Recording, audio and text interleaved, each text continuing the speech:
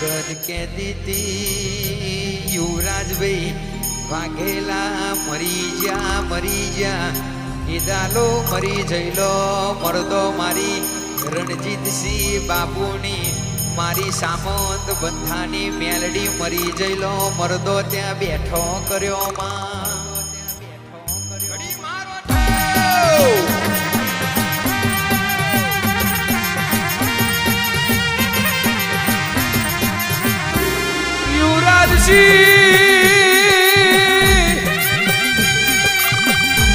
યુવરાજસિંહ બાપુ ઘેરથી હેડલા